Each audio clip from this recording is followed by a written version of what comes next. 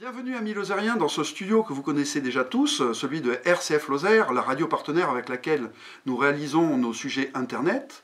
Alors notre rédaction, celle de Lozère Nouvelle, a décidé de revenir pour vous cette semaine sur l'article paru sur le site Mediapart et qui accuse notre député Pierre Morel à l'huissier de beaucoup de choses. Alors nous avons décidé de réapproprier ce sujet à la mode lozérienne et d'essayer de céder la parole à nos deux journalistes pour qu'ils croisent les regards avec le député et qu'ils vous apportent un éclairage différent de celui de Mediapart, mais certainement complémentaire de notre confrère parisien.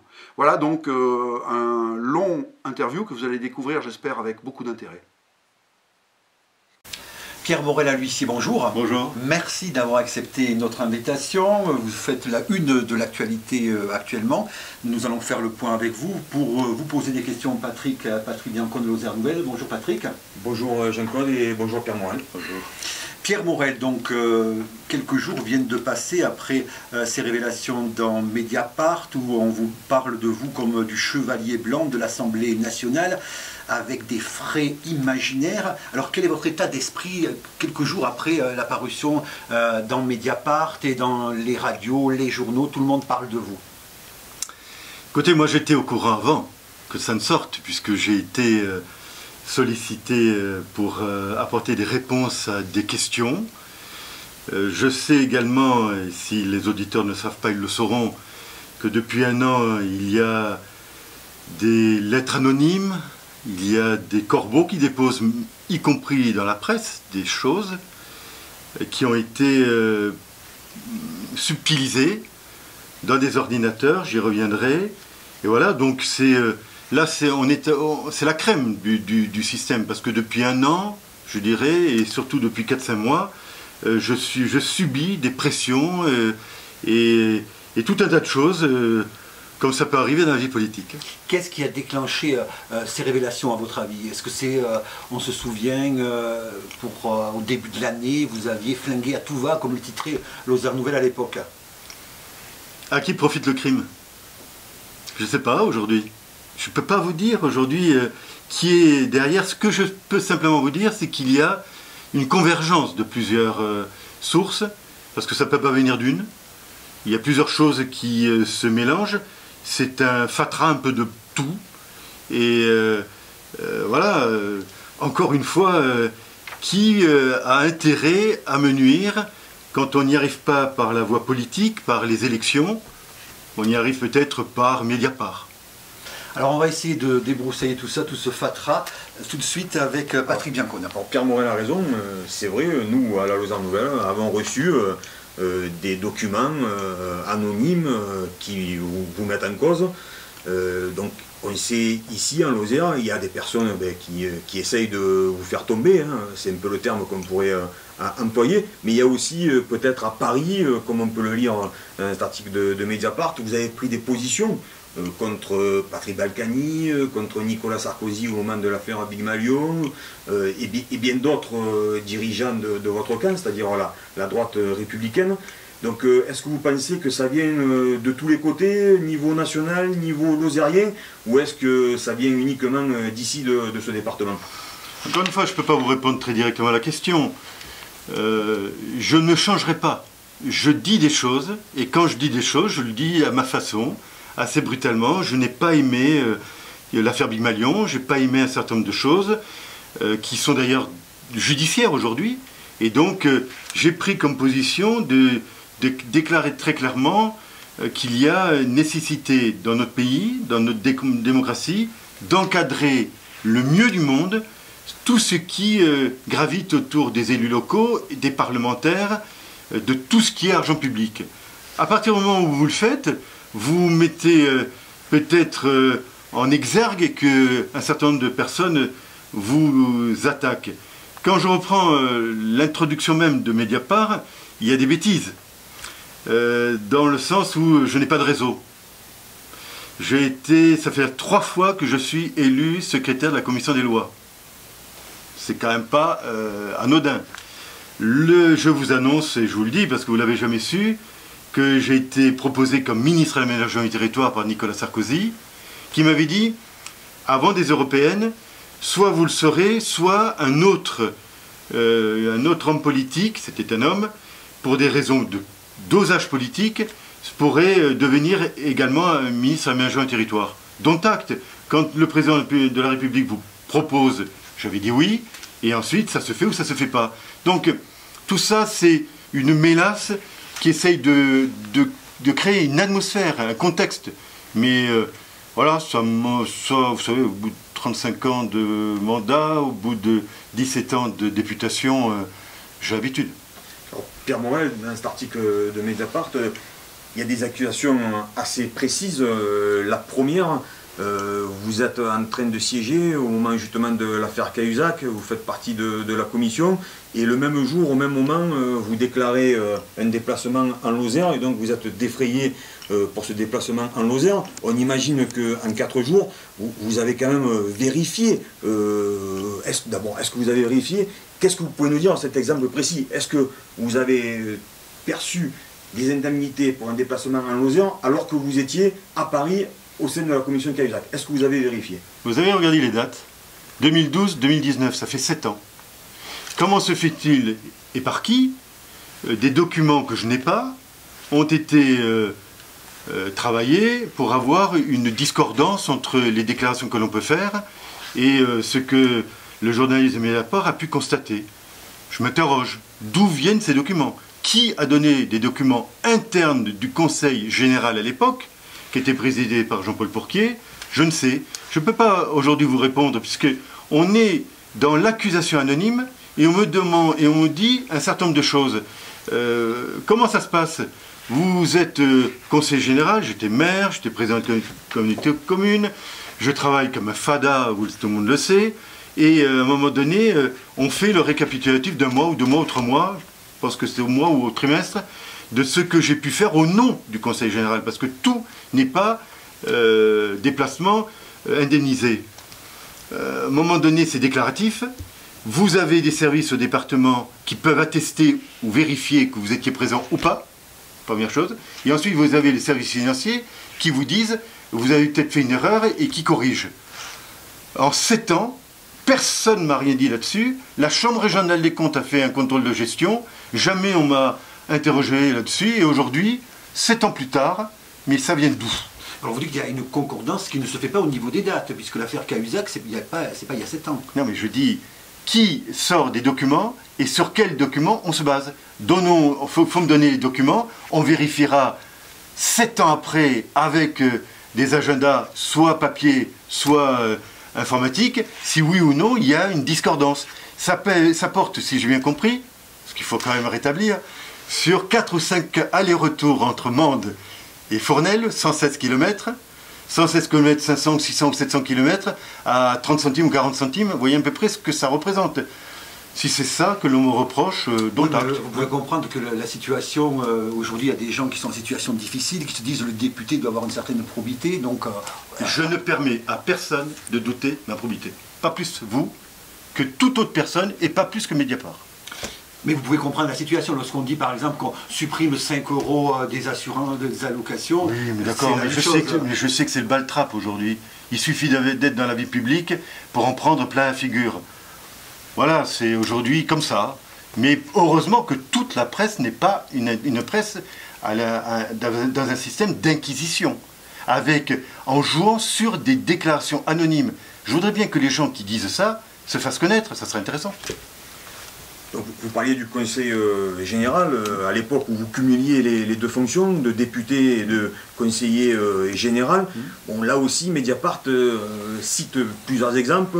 Vous étiez en Lozère, soi-disant pour un travail en tant que conseiller départemental, et en même temps vous étiez à Paris pour un travail en tant que député. Donc tout ça, comment le clarifier, Père Morel? Excusez-moi d'insister là-dessus, mais est-ce que vous demandez au Conseil général de retrouver les déclarations pour voir les dates et concorder? Comment on peut faire pour sortir par le haut de cette situation et de voir si, oui ou non, les affirmations de Mediapart sont exactes ou pas sur ces exemples précis où, bien évidemment, vous ne pouvez pas être à 2 endroits en même temps? Oui.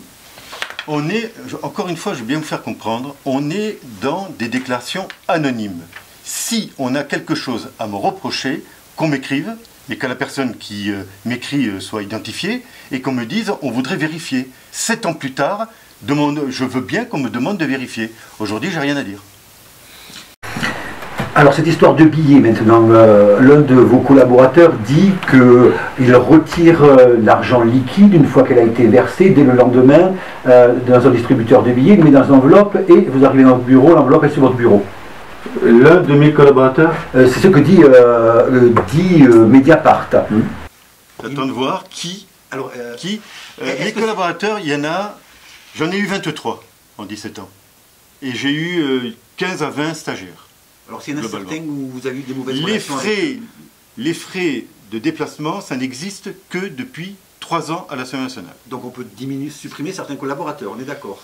Quand les collaborateurs se déplacent, comme c'est le cas, ils ne vont pas avec un âne, un mulet, un cheval, un deltaplane. Quand ils vont à Florac, à Langogne, à Saint-Chély, à Marvejols, ils y vont avec un véhicule personnel. Donc voilà, à un moment donné, il y a des déplacements. Les déplacements sont déclaratifs. Le patron ne va pas vérifier si tel ou tel déplacement est justifié, pas justifié. Il y a une relation de confiance. On est dans une petite structure de 5-6 collaborateurs. Donc à un moment donné, les uns font les autres. Voilà. Mais est-ce qu'ils ont une carte bleue pour retirer? Mais j'en sais rien, c'est leur problème ça, c'est leur vie privée. Puisque selon Mediapart, cet argent est retiré en distributeur. Moi je n'investigue pas dans les revenus personnels de mes collaborateurs. Pierre Morel, Mediapart accuse certains de nos collaborateurs d'avoir perçu également des frais kilométriques imaginaires. C'est-à-dire, ils auraient déclaré être en Lozère pour telle ou telle mission en votre nom, et au final, il se révèle que ou la mission n'existait pas, ou c'était pas le bon jour, etc. Est-ce que vous, Pierre Morel, avez-vous eu connaissance à un moment ou à un autre de la part d'un de vos 23 collaborateurs, puisque vous venez de nous dire, ce genre de pratique? Est-ce qu'un jour, ça vous est revenu à vos oreilles? Un jour ou l'autre? Les collaborateurs font des déclarations de frais. Point barre. Après, on peut toujours aller vérifier, mais on est dans une relation de confiance. Il ne m'appartient pas à un moment donné, si vous vous rendez compte, quand on travaille 99% du temps et que vous avez une équipe resserrée qui intervient de tous les côtés, vous n'allez pas vous amuser à regarder au kilomètre près s'ils sont à tel endroit. Si eux-mêmes se trompent ou si eux-mêmes me disent qu'ils sont à un endroit et qu'ils n'y sont pas, eh bien, on verra. Mais encore une fois, on est dans de l'affirmation anonyme qui n'est pas justifiée et accréditée par des documents. J'attends de voir si une enquête peut se faire. Alors, je ne suis pas Yves Calvi, vous n'êtes pas Jérôme Cahuzac, mais je me dois quand même de vous poser la question droit dans les yeux. Pierre Morel, est-ce que oui ou non, un jour, vous avez pris sur votre bureau des enveloppes Kraft avec de l'argent liquide dedans, déposées par vos collaborateurs? Question très simple, est-ce que oui ou non, ça vous est déjà arrivé un jour? Je vous connais et vous me connaissez. La question, elle est immanquablement abrupte et inacceptable. Et je ne peux pas l'accepter. Voilà, c'est clair. Il y a un moment donné, je vais bien tout dans la République, mais mettre en cause mon honneur et ma probité, c'est inacceptable. Autre point, le choix d'un cabinet d'experts comptables pour le contrôle des frais. Et dans ce cabinet, il se trouve que votre suppléante, Sabine Dahl, y travaille.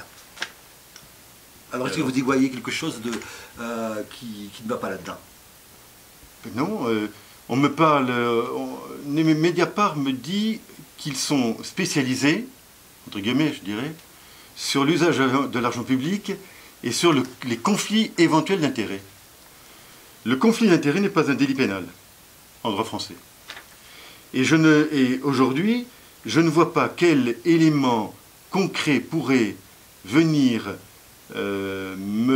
m'interroger sur le fait que chaque fois que j'utilise un cabinet spécialisé, un professionnel spécialisé de Lozère, parce qu'on pourrait me dire aller au Puy, aller à Rodez, aller à Montpellier. Il y en a plusieurs en Lozère cabinet. Oui, mais à un moment donné, expert comptable est une profession déontologiquement réglementée. D'ailleurs, à ce sujet, le cabinet ne répond pas parce qu'il n'a pas à répondre. Il y a une déontologie et un devoir de respect du secret professionnel. Dont acte. Le fait que Sabine Dahl, ma suppléante, soit salariée droit social de cette structure, je n'y vois strictement aucun problème. J'interrogerai d'ailleurs globalement sur tous ces sujets-là j'interrogerai la déontologue, parce que vous savez que régulièrement, j'adresse des correspondances au questeur et à la déontologue pour préciser, amender tel ou tel sujet qui concerne l'argent public. C'est une question que je poserai à la déontologue, mais je connais déjà la réponse. Il n'y a pas de conflit d'intérêts. Avec un peu de recul, Pierre Morel, est-ce que vous ne vous dites pas, finalement, ben oui, je me suis mis un peu en difficulté sur un sujet où j'aurais pu choisir un autre cabinet, ça aurait été beaucoup plus simple, le travail aurait été le même, aurait été fait, et puis j'aurais pas prêté le flanc à cette attaque au niveau de votre suppléante. Est-ce que vous n'avez pas quand même une pointe de regret d'avoir choisi ce cabinet? À aucun moment. Si c'était à refaire, je referais la même chose. Vous savez, je circule en Lozère sur des dizaines, quinzaines, vingtaines d'associations. Je vois des cabinets d'expertise comptable et notamment ce cabinet en récurrence sur beaucoup de structures. Ça n'a jamais posé problème. Là, c'est une attaque à charge pour essayer de justifier quelque chose. Non, je ne reviendrai jamais sur ce choix-là et je continuerai d'ailleurs. Autre point, vous faites valider les frais par un office notarial, c'est assez rare finalement au niveau d'un député, et il se trouve que la clerc de ce cabinet a été aussi l'une de vos collaboratrices à mi-temps. D'abord, si vous reprenez ce que Mediapart dit, ça veut dire qu'à un moment donné, je peux considérer que vous êtes d'accord avec Mediapart. Alors, d'abord, est-ce que c'est faux? Mais là, en l'occurrence, ce ne sont pas des frais, là vous mélangez. Nous devons faire chaque 5 ans des déclarations de patrimoine et des déclarations de conflit d'intérêts. C'est la loi. Haute autorité, la transparence, la vie publique. Oui, les frais, c'est pour le cabinet oui. comptable, l'expert comptable. C'est pour ça qu'il faut être très précis oui. quand on pose des questions. Quand vous faites une déclaration de patrimoine, qui mieux qu'une étude de notaire est à même de vous dire, vous êtes propriétaire d'une maison, elle vaut tant, d'une autre maison, elle vaut tant. Plein de collègues me disent, ils ont été en relation contradictoire avec la haute autorité de la transparence de la vie publique qui leur a dit, vous avez déclaré une maison tant, on conteste, alors qu'est-ce qu'ils font? Demandez au notaire du coin. Il y a encore une discussion, alors on demande à un expert immobilier, on demande à un expert judiciaire, et il y a une discussion et les choses se règlent. Moi, quand je fais ma déclaration de patrimoine, je m'adresse à l'étude de notaire qui est à côté de Fournel, avec laquelle j'ai l'habitude de travailler, à la fois pour la mairie de Fournel à l'époque, pour la communauté commune, pour un certain nombre de choses. Il se trouve que la clerc de notaire a passé son diplôme sur des sujets qui me concernaient très directement et qui concernent le droit rural, et avec lequel j'ai entretenu des relations professionnelles sur tout un panel de droits. Je ne vois pas le problème. C'est déclaratif. Ensuite, ce qui a été déclaré à la haute autorité est contrôlé par la haute autorité. Donc si la haute autorité avait quelque chose à me dire, elle me l'aurait dit. Je vous signale au passage que la haute autorité, je l'avais saisie à titre personnel sur un sujet personnel, et le président de la haute autorité m'a dit, vous êtes totalement à jour de toutes vos déclarations, et on ajoute même que les services fiscaux ont eu l'occasion à 2 reprises de vérifier vos déclarations. Dont acte. Cet office notarial, quand même, avait été aussi mis en cause il y a quelques mois par un journal. Alors, c'est sûr que c'est pas Mediapart, c'est un journal beaucoup plus local, puisqu'il s'appelle La Glorieuse, dans une affaire qui vous concerne, une affaire personnelle. Est-ce que vous estimez pas que ça fait beaucoup? Ça fait quand même 2 fois que vos relations avec cet office notarial sont dénoncées par 2 médias distincts, un média national et un média local. Mais dénoncer quoi? C'est des affirmations, des élucubrations, Voilà, vous ne pouvez aujourd'hui, je suis, comme je l'ai déclaré récemment, au milieu d'un océan, où on m'injecte un certain nombre de choses qui feront pchit. Et en l'occurrence, ça fera pchit. C'est une expression connue en France. Alors, cette personne donc, qui travaille au sein de cet office notarial, autre exemple aussi qui est quand même un peu surprenant, donc elle crée une association, bon ben là, rien à redire, il s'en crée tous les jours, une association, bon, dont elle est la présidente, non, elle n'est pas la présidente, mais il n'y a que 2 membres au comité directeur, donc elle et une autre personne. Vous subventionnez cette association Le département a voté 2 subventions. Et on me dit que la réserve parlementaire a été versée, a été sollicitée et versée. La réserve parlementaire n'a pas été versée. D'accord. Donc, première irrégularité de ma part, mal renseignée. d'accord. Concernant les aides du département, ce sont des aides qui sont affectées par le conseil départemental, par le conseil général à l'époque, en assemblée plénière, avec l'ensemble des... Je vous signale qu'il y a même une ligne qui est affectée au président du département, Oui. et qui permet de financer un certain nombre de structures. C'est peut-être intéressant d'aller regarder. D'accord. Donc cette association, elle a été créée, et je vous rappelle que j'avais même fait une déclaration dans votre journal, je suis arc-bouté dans ma volonté d'élu, de trouver tout ce qui peut être profitable en termes d'humains, de lozériennes et lozériens qui vivent un peu partout, et qui, malheureusement, aujourd'hui, on est à 75 000, 76 000 habitants dans ce département. Il y a peut-être 50 000 ou 60 000 lozériens qui vivent à l'extérieur. Je pense qu'on perd, à l'instar de ce qui se fait un peu dans l'Aveyron, on perd des moyens. Et j'essaye, avec beaucoup de difficultés, à retracer les uns et les autres qui pourraient nous aider. J'ai même saisi la CNIL pour lui demander est-ce que je ne fais pas, est-ce que le fait de vouloir recenser des lozériens qui pourraient nous apporter une culture juridique, économique, de développement, de promotion, la CNIL m'a dit vous êtes totalement dans votre droit.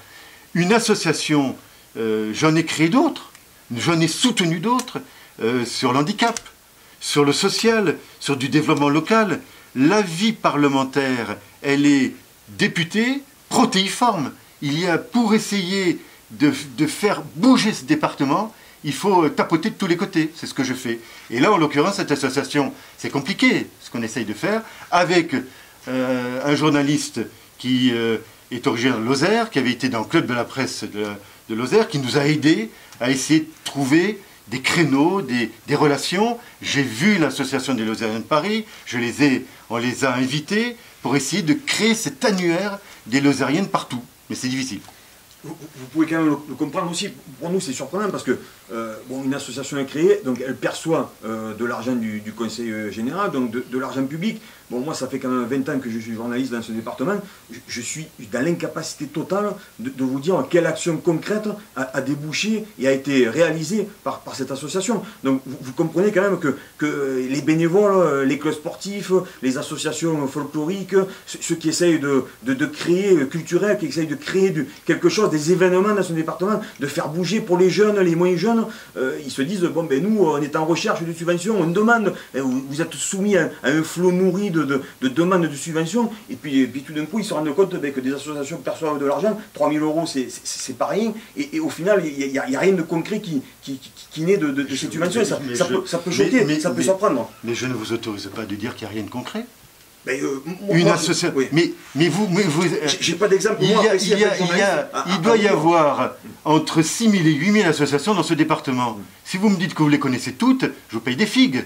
À un moment donné, vouloir créer une structure, aider une structure, pour aller investiguer, pour aller chercher des petites pépites lozériennes qui sont à Paris, à Béziers, à Sète. Évidemment, c'est compliqué. L'association n'avait pas vocation à vous faire un rapport moral et financier toutes les 5 minutes. Il y a plein d'associations en Lozère qui essayent de développer des actions. Que je sache, tout autour de Fournet, il y a des associations. Voilà, les associations, elles sont pas là pour vous publier leur activité toutes les 5 minutes. Je persiste à penser que cette association avait un rôle fondamental, et elle est toujours d'ailleurs existante, et elle essaye de faire avancer les choses avec la complexité que... En fait, quelle est la complexité? C'est que beaucoup de Lozériennes et Lozériens ne souhaitent pas à l'extérieur donner leur mail, donner leur nom, leur adresse, leur numéro de téléphone et leur date de naissance. Voilà la complexité des choses. Est-ce que vous continuez à subventionner cette association depuis les 2-3 dernières années? D'abord, je ne suis plus membre du conseil départemental, donc je n'ai pas de fonds départementaux, et j'ai demandé la suppression de la réserve parlementaire il y a 2 ans. On l'a voté. Je n'ai aucun argent public à verser sur les associations. Votre livre, Être député aujourd'hui, donc vous avez fait appel à un journaliste pour le rédiger. Ce sont des entretiens, oui. Et vous avez utilisé des fonds de l'Assemblée nationale. Oui, comme on a 2 choses. Et vous l'avez vendu 19,50 €. Oui. Vendu, c'est un gros terme. En termes, vous savez, quand vous élaborez un bouquin, il y a un prix public. C'est la loi. Il y a un code ISSN, là, et puis il y a un éditeur. Et là, en l'occurrence, c'est une collection que Sophie Tardy avait créée, entretien avec des parlementaires au long cours. Il y a plusieurs parlementaires qui l'ont fait. Donc il y avait un travail intellectuel de cette journaliste qui m'a accompagné parce qu'il fallait intégrer ma vie. Vous savez ce que c'est, de me suivre partout. Donc elle m'a écouté et elle a rédigé. J'ai corrigé, j'ai amendé, j'ai complété ce qu'elle ne pouvait pas dire. Et après, il y avait appréciation édition qui a été prise sur l'enveloppe, qui est l'enveloppe dévolue des frais de mandat, qui permet de payer permanence, véhicule, assurance, promotion, site internet, dispositif que Sophie Tardy a eu l'occasion de faire à plusieurs reprises et qui n'a posé aucun problème. Donc vous l'avez vendu? Je l'ai donné, il a dû être donné à près de 80%. Il y a dû y avoir quelques revenus qui sont allés dans l'enveloppe qui avait servi à l'édition. C'est-à-dire que j'avais utilisé cette enveloppe et je remets ce que je récupère dans cette enveloppe. Donc l'argent public, il y a un flux d'aller-retour. Est-ce que vous pouvez comprendre que là aussi, c'est quand même surprenant. Il y a beaucoup de personnes qui ne connaissent pas que les choses se passent comme ça. C'est-à-dire, on fait un livre sur vous, vous faites appel à une journaliste professionnelle. Non, on n'a pas fait un livre sur moi. J'ai fait un livre d'entretien où j'explique aux citoyens ce qu'est la vie d'un parlementaire. Et ça, je l'utilise comme un moyen de communication à l'adresse de la population. C'est vraiment le dispositif direct qui ne pose aucun problème. Pour le coup, là, ça pose aucun problème. Non, mais est-ce que vous comprenez qu'au niveau... Non, je ne comprends pas. Comment peut-on payer quelqu'un qui écrit un livre sur votre vie de parlementaire et qui est rémunéré par de l'argent qui sort des caisses de l'Assemblée nationale? Parce que l'enveloppe... Je vous assure, Pierre Morel, les gens, j'allais dire de base, c'est certainement pas le bon terme, mais ceux qui ne sont pas dans les arcanes de l'Assemblée ou comme nous qui côtoient des hommes politiques, je peux vous dire qu'ils sont surpris. Jamais ils auraient pu imaginer que c'est de l'argent de l'Assemblée nationale qui a servi à payer une journaliste. C'est pas de l'argent de l'Assemblée nationale. C'est mon enveloppe de collaborateurs que j'utilise pour des attachés parlementaires ou un attaché de presse. Je pourrais avoir un attaché de presse qui chaque semaine vous disent ce que je fais, qui vous fait des conférences de presse. On peut recruter un chauffeur, éventuellement. Vous avez une enveloppe dédiée à des salaires. C'est très ouvert. Et à côté de ça, il faut que cette enveloppe soit affectée à des salariés qui s'occupent de votre vie publique. Le bouquin s'intéresse à ma vie parlementaire. On est pile poil dedans. Ça n'a rien de choquant. Vous n'avez pas pu le rédiger vous-même? Mais ce sont... Puisque c'est votre travail, vous le connaissez. 99% de mon temps est du temps consacré à la Lozère. J'ai 1% de vie personnelle. Comprenez d'ailleurs que ça pose quelques problèmes dans la vie personnelle et qu'il ne faut pas s'étonner qu'à un moment donné, on ait des soucis personnels. Tout le monde sait que je travaille partout. Tout le monde sait que des fois que je dors dans ma voiture à 23h et minuit. Vous me voyez mettre encore les 1% qui me restent à une table pour écrire. Je prends quelqu'un qui m'accompagne et qui va prédigérer ce que je lui dis. Et aujourd'hui, ce bouquin, il fait un peu autorité parce que, pour une fois, un parlementaire a ouvert la réalité de la vie d'un parlementaire. Quand vous lisez ce bouquin, vous apprenez ce que c'est que la vie d'un parlementaire. Et si c'était à refaire, je le referais. Alors, autre point, une employée du CAUE a été licenciée, ce qui pourrait se produire sans problème. Mais il s'avère que cette employée du CAUE, elle a dialogué avec vous, vous lui demandez avec Internet de vérifier certains de vos discours, vous lui demandez votre avis sur tel point, ainsi de suite. Et elle a été licenciée pour ça. Vous êtes totalement intoxiqué. C'est faux. Et ce qui est dramatique, c'est que vous prenez Mediapart, qui est du journalisme d'inquisition, c'est-à-dire c'est quand même un peu différent de ce que vous faites tous les jours dans ce département, et je ne peux qu'en être satisfait de tous les journalistes que je peux rencontrer ici, en Lozère. Vous prenez pour fait établi ce que l'on vous dit. Cette personne, j'ai présidé le CAUE pendant 15 ans. Tout à fait. Le CAUE avait à l'époque eu jusqu'à 8 à 9 personnes. Aujourd'hui, le CAUE a une personne écart. C'est-à-dire qu'entre le moment où moi je préside et au moment où quelqu'un d'autre préside, le CAUE n'existe plus dans sa configuration telle que je l'avais souhaité pour développer l'intégration environnementale, patrimoniale et architecturale, dont acte. Je quitte la présidence au mois de mars 2015. La personne en question reste salariée, secrétaire de cette structure.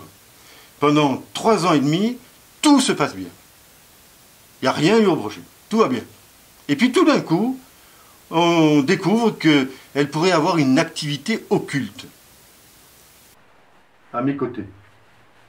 Parce qu'il semblerait que des flux de mails aient été échangés, dans la période où je ne suis plus président, entre mes collaborateurs, ou une de mes collaboratrices, et cette personne.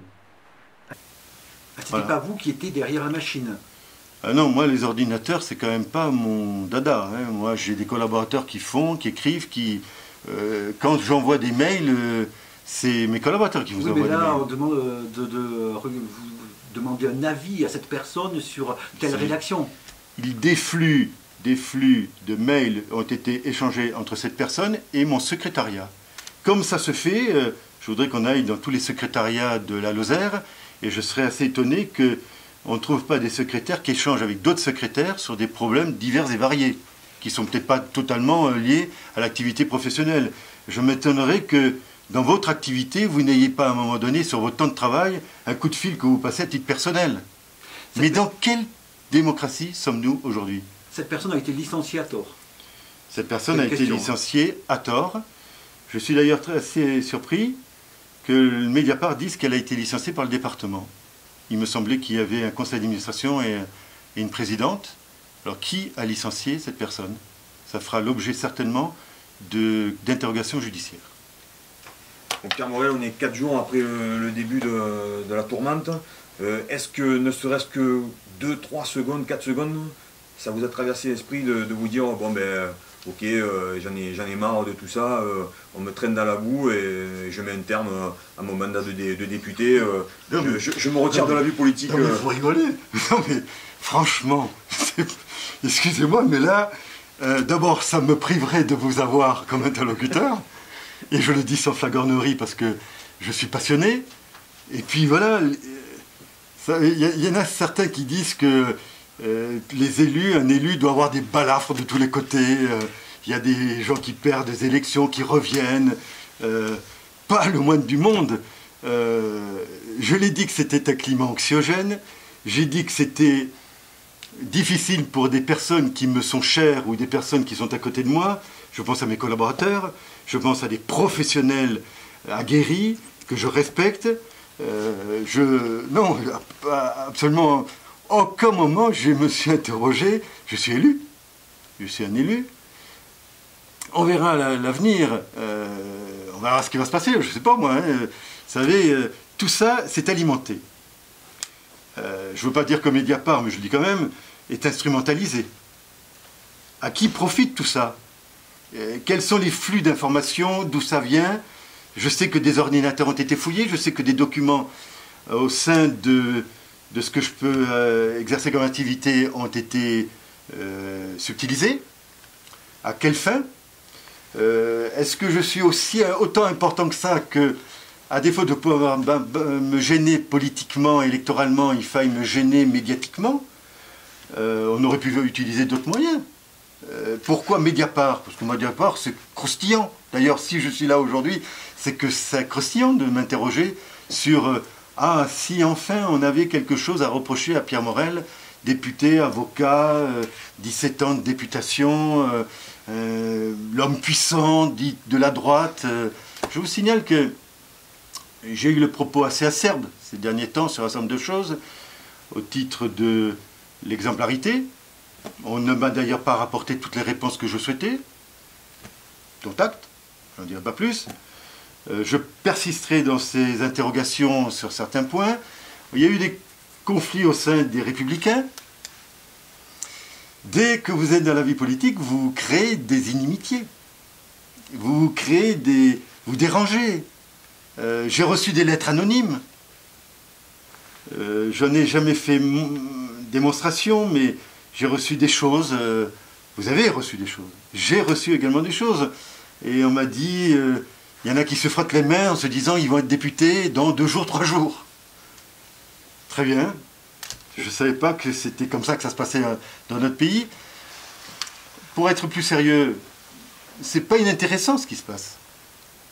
Et ça me permettra quand même, au-delà de la vie parlementaire, la vie de député, de renforcer ma conviction qu'on ne peut pas, dans une démocratie, vivre avec ces menaces permanentes. Qu'est-ce que je crains en Lozère? Et c'est un point important que je voudrais vous signaler. Je pense que depuis quelque temps, il y a un poison qui s'installe dans ce département. Je ne divulguerai pas d'où peut venir la dose et la piqûre, mais il y a un poison. Et si j'en crois ce que j'ai vécu ces derniers temps, des gens m'appellent en me disant, vous savez, on a des choses à vous dire. Mais si je rentre là-dedans, dans la délation et dans tout ce qu'on me dit, mais c'est catastrophique. Je sors de chez moi et peut-être j'ai un papier en me disant, cherchez de ce côté-là. Nord-Lozère, Sud-Lozère, vous vous rendez compte ce qui se passe aujourd'hui? Et je pense que c'est pas fini. Et je pense que l'immersion de Mediapart dans ce département, c'est la première fois, j'inaugure.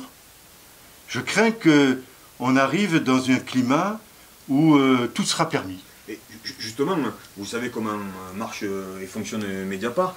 Bon, on peut imaginer que suite à ce premier article, le journaliste qui l'a rédigé a pu recevoir depuis ces jours-ci des appels de gens qui ne vous portent pas forcément dans leur cœur. Et donc, est-ce que vous pensez qu'on va encore avoir d'autres articles de Mediapart sur Pierre Morel? Je ne sais rien, peut-être. Mais encore une fois, vous êtes une caisse de résonance.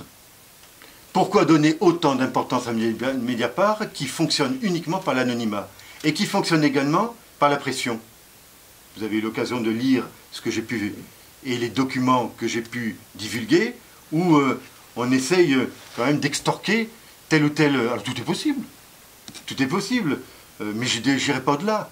Aujourd'hui, je suis pris dans un aspect médiatico-politique.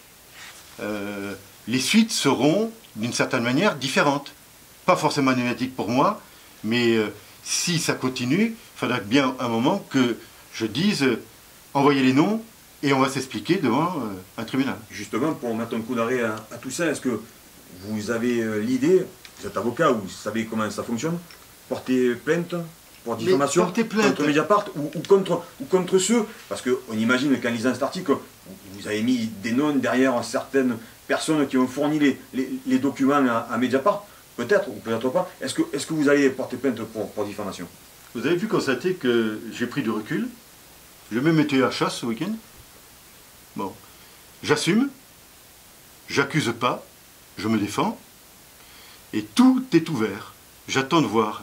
Ceux-là même qui ont pris le risque de divulguer des choses fausses, d'accuser, il faudra à un moment donné qu'ils rendent des comptes. Et pour ça, il y a des autorités judiciaires dans notre pays démocratique qui sont là, et j'aurai l'occasion, si tant est qu'il faille aller jusque-là, de demander qu'il y ait des enquêtes qui soient faites sur certaines accusations.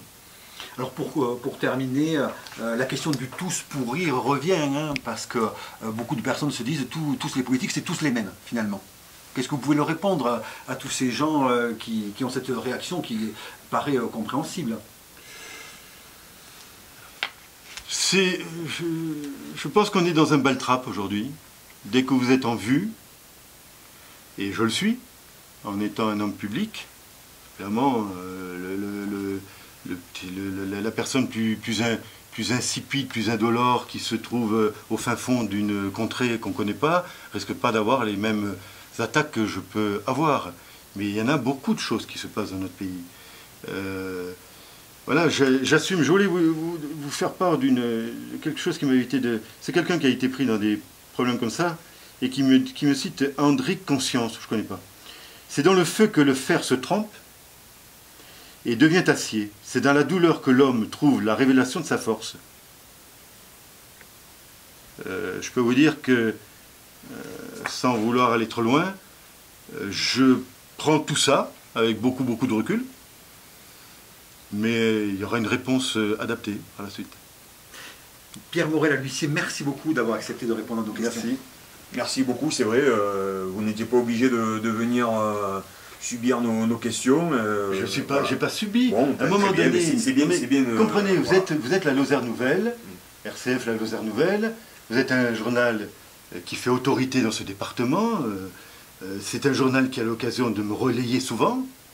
La moindre des choses est de venir vous rencontrer pour vous dire, oui, je suis là, je suis en bonne santé, je ne suis pas fatigué, je ne prends pas de cachet.